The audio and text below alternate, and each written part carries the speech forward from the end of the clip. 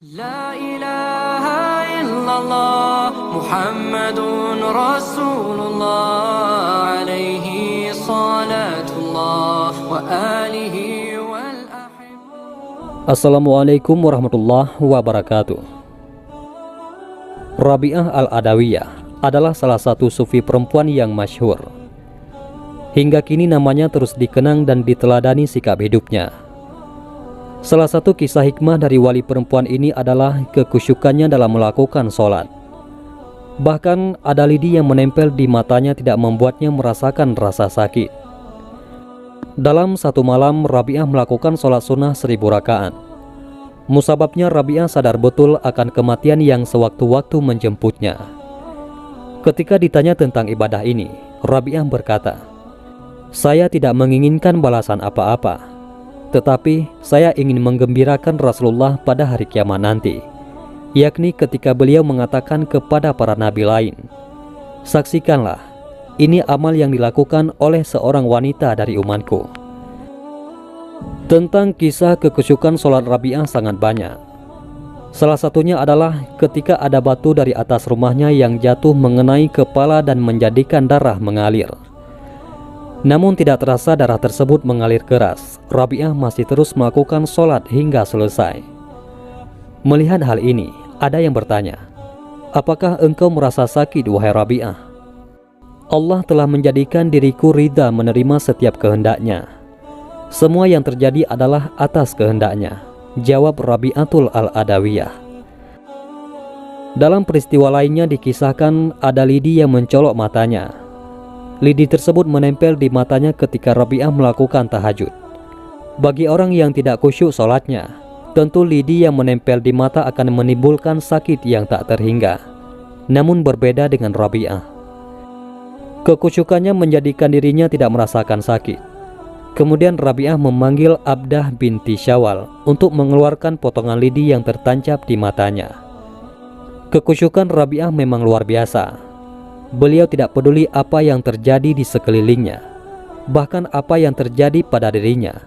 Rabi'ah benar-benar hanya ingat pada Allah Subhanahu wa Ta'ala semata. Ibadahnya semata-mata karena rasa syukurnya terhadap karunia Sang Maha Pencipta. Pernah suatu ketika, Sayyidah Rabi'ah Al-Adawiyah menangis hingga kedua matanya membengkak. Bahkan air matanya tak bisa keluar lagi karena saking lamanya beliau menangis. Hingga kemudian datanglah seorang perempuan ke hadapannya.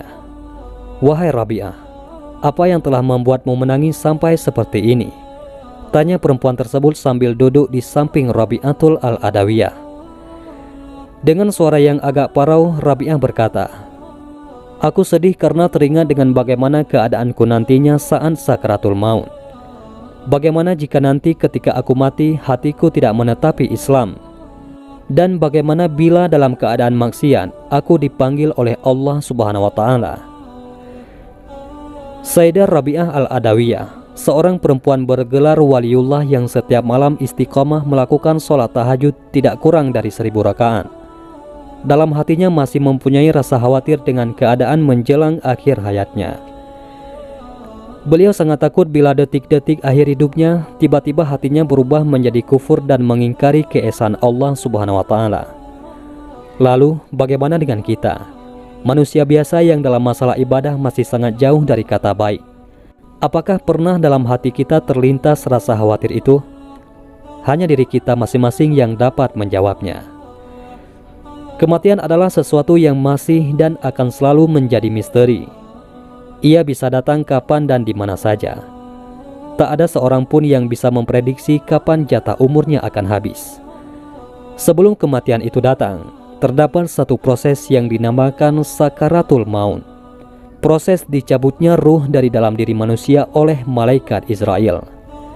Momen inilah yang menjadi momok menakutkan bagi semua orang, pun bagi ulama-ulama ahli ibadah. Karena zuhud dan kesolihan seseorang tidak bisa menjamin bahwa akhir hayatnya nanti dalam keadaan husnul khatimah.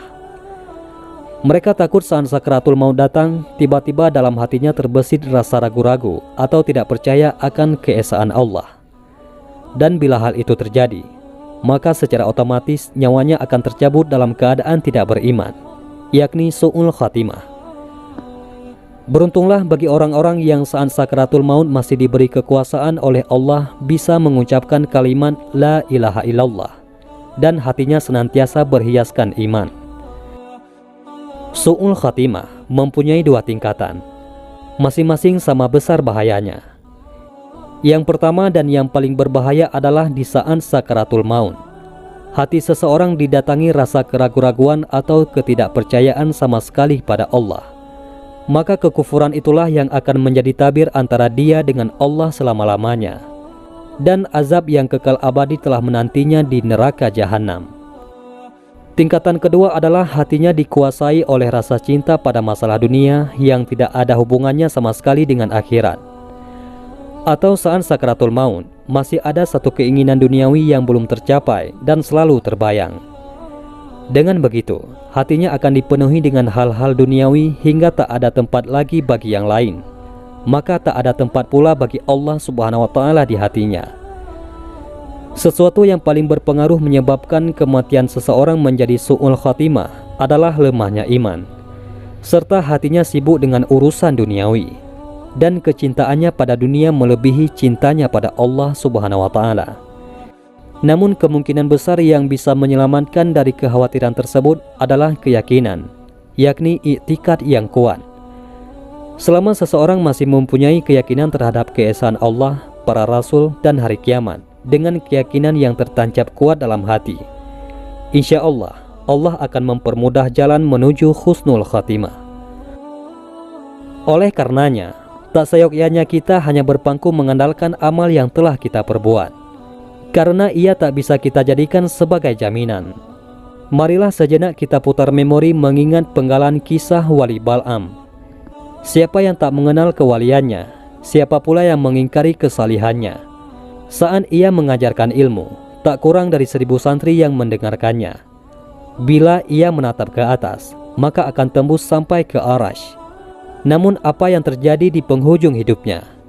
Ia digariskan mati dalam keadaan su'ul khatimah, hanya karena tertipu kilau cahaya dunia. Na'udzubillahi min zalik.